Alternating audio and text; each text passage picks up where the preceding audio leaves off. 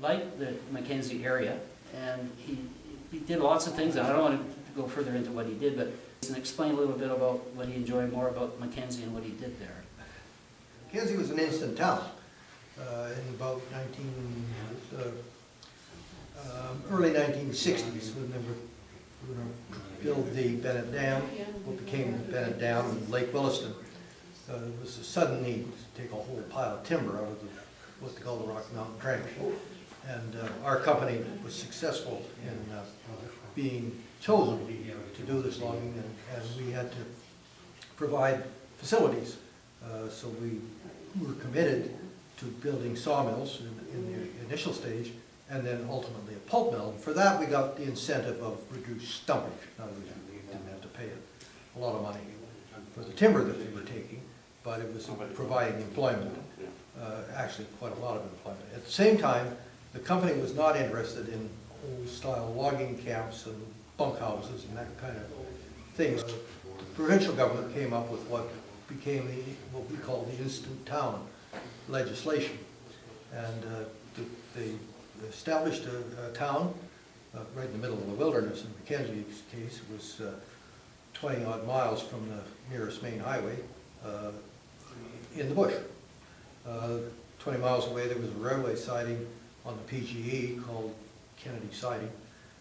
Anyway, about 1965, 66, I think was the first trip I made to MacKenzie, and they had just started building houses. There was a bit of a commercial center built, but they were building a subdivision, just like a suburban Vancouver subdivision out there in the middle of the bush. And paved streets and were planned and so on. And they did this, but they needed an administrative group. So at the same time, the provincial government again appointed a town council. And I wasn't in on the initial town council, although I did become, I was appointed further on. The governance was just like any other municipality. There was taxes and there was administration. We had a police detachment and so on. But it all just sort of sprang out of the bush. There was sort of nothing there with any, apart from trap lines and things like that. There was no history to the place. And so as the town evolved, I went there to live in 1969. Actually, I was invited by the company to go there. I don't think I was their first choice, actually. But well, I was invited by the company to go there, and I said, oh no, thanks very much. I just bought a house in Tsawwassen, and I don't really want to do that. And my kids are just about to enter school. Anyway, I was asked about 3 times, and then it suddenly became apparent to me that this was sort of an offer I wasn't supposed to refuse. And he finally came to me, and the controller of the company came to me, because I was an accountant, and he said, Ken Benson was the vice president of finance, soon to become the president of the company, actually. He said, Ken Benson wants you to go to MacKenzie. So I went home to my wife and said, how do you feel about going to MacKenzie? And I can't say I was met with wild enthusiasm, but we did end up in MacKenzie. We went in Thanksgiving weekend, I think it was, in 1969. Winter was about to set in. We were housed in a trailer, the 2-bedroom trailer. Actually, there were 4 of them in a row in a trailer court. And if everybody opened their curtains, you could see 4 trailers down. You could see the 5th trailer down in the row. It was pretty primitive, I thought. And the trailer, we lived in that trailer until January the following year. And it got, that winter, it got, they took an official, we had an airport by now. They took the official temperature, it was still in Fahrenheit, and it was 56 below. And Margaret, my wife, she had no idea how cold it really was out there. She sent the kids off to school. Kindergarten, our daughter was in kindergarten. The teacher brought her home and said, it's really too cold to have kindergarten today. But Susan had walked for, several blocks to go to kindergarten. Anyway, the town evolved. I was involved as, one of the people was appointed was a guy, he had been at one time the controller of the city of Victoria So he and I had a little bit of South Vancouver Island history. Anyway, he was a guy who, he'd gone to work for the Moore Whittington Lumber Company, who we bought out here in Victoria, the sawmilling and logging divisions, and he was asked to go to MacKenzie. So he was in his 60s by then, but he was game, he had a new wife, and they were both game for a little bit of adventure, so they came to MacKenzie, and Henry was he was appointed as part of the initial town council to be the finance committee chairman, to look after the villages, we were calling municipality, not a village, finances. Anyway, finally Henry was, or not finally, soon after I got there, he became 65 and was, at that time, 65 was retirement age. So he was going off. And I had no knowledge of this, but they needed to appoint another alderman. We were called aldermen, not councillors in those days, to look after the finance committee in the council. One day, the mayor, who I knew quite well, came by my house and started to talk about Henry Watson and his imminent retirement. I thought, oh, Al Shepard wants me to arrange a going away do for Henry Watson. Anyway, the crux of the conversation was, he wanted me to come and be on the council. So they did the necessary with the Department of Municipal Affairs in Victoria, and I became an alderman in MacKenzie. And one time I was, I guess as we progressed, the mayor was going to retire. He also worked for the company, but he was the mayor the whole time he was there. He had a job with the company that left him to be pretty flexible. The company was good enough to pay his salary, and he got a stipend of, I don't know, $2,000 a year or something to be mayor. But he was pretty much full-time mayor, trying to get the town growing and get new facilities and new subdivisions and surveying. We had a town planner and all the necessary consultants to deal with. So he came to me and said, I'm going to retire next year. By now we had to be elected. I missed this. As our terms ended, our appointed terms ended, we had to become elected. So I stood for election, and there were 7 candidates and 3 positions to fill, I think, and I was successful in filling one of those. So I carried on in the council, and he came to me and said, I'm going to retire at the end of my term. I'm not going to stand again, and then I'm going to move back to Victoria, which he did. If you would be willing to run for mayor when I retire, I'll appoint you the deputy mayor for the interim for this whole year. So I said, sure. And so I became the deputy mayor of Armstrong, or MacKenzie. And then it turned out at the end, the company had other ideas for me, and they transferred me, so I never did stand for mayor.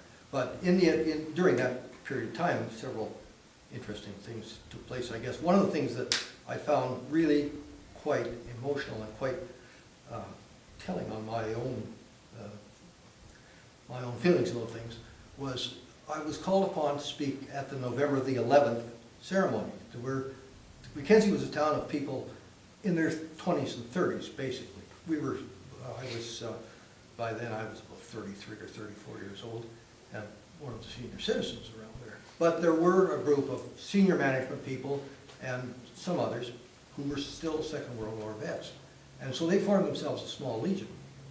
And the mayor was out of town, so I was called they couldn't get an MLA, and they couldn't get an MP, and they couldn't get anybody else of importance. So I ended up speaking to this group. And I was really quite taken by this. What I said was really immaterial, and I don't remember it anyway. But at the time of the last post, we had a young fellow who was a trumpet player, and he came and played the last post on a bugle. And I watched these men who were the captains of industry. Our town administrator was one of them, and they wept. And I just found that so emotional, and stuck with me for a long time. Anyway, I had other more interesting duties. We had a guy who came to, he wanted to establish a GM dealership in MacKenzie. And he came from Victoria also, actually. His name was Bob Lowe. And Bob Lowe was a character. At one time, he had a physical resemblance to Phil Gallardi, the old Minister of Highways. And he drove a stock car out at Western Speedway. And he went by the name of Gil Filardi. Anyway, he came to MacKenzie, so this is just to sort of describe what kind of character he was. Anyway, he came to MacKenzie, he wanted to establish this thing, and this GM dealership, and he was successful with GM.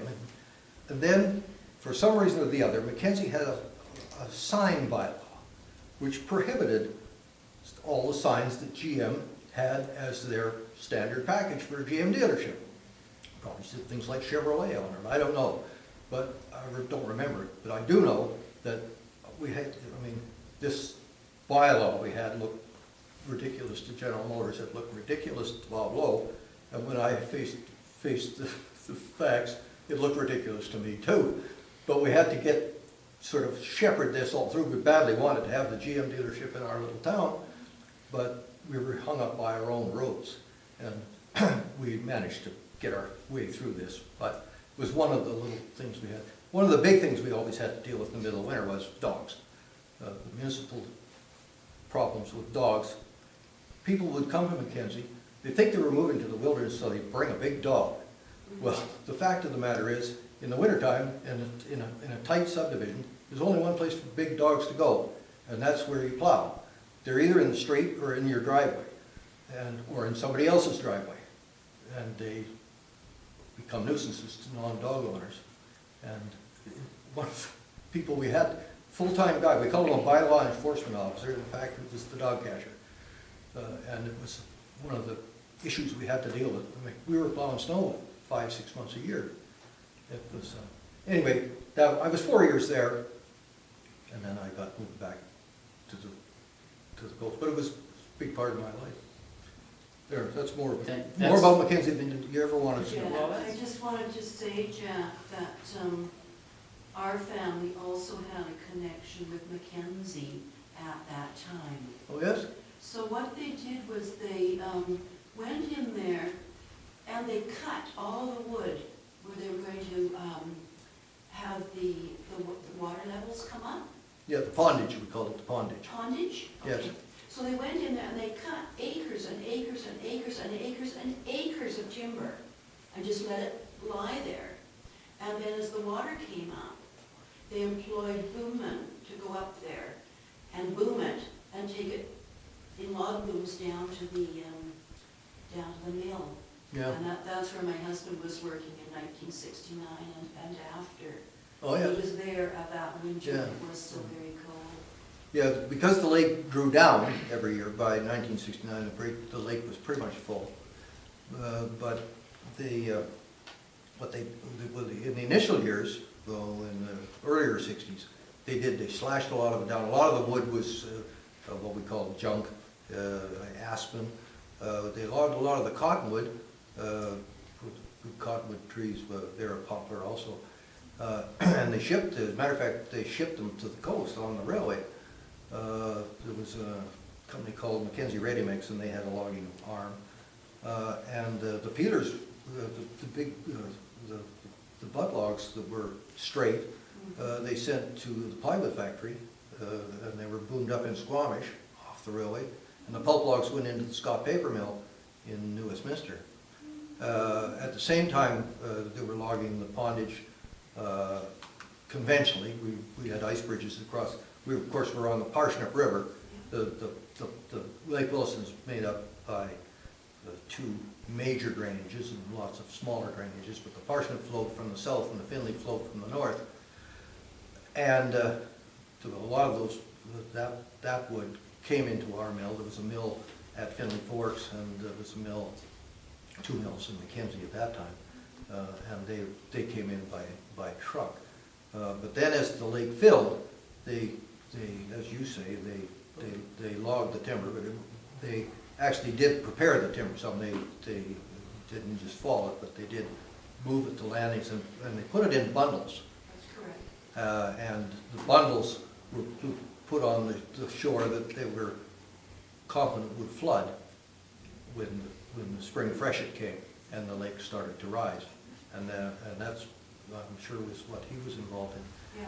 Yeah, they got a patent for a way that they were doing the bundling with the little boom boats. Oh, yes? Yeah, they patented a way of running them up, and they had slings, run them up, fill them up, let them go. It Yes. was quite an ingenious little way Uh-huh. they bundled them up. May I ask who he worked for? It would take me a long time to remember the name of the company. Okay. Yeah. Yeah, that's certainly right. That's how, and at our end, at the mill end, we have what we call a marine railway. We went right down into the water and they just pushed the bundles onto this marine railway and they came up sideways up onto the log deck, and then we had big Laterno style stackers that picked them up and put them on the mill deck. Wow. Yeah. There's an era. That's it. I'm going to talk to you later.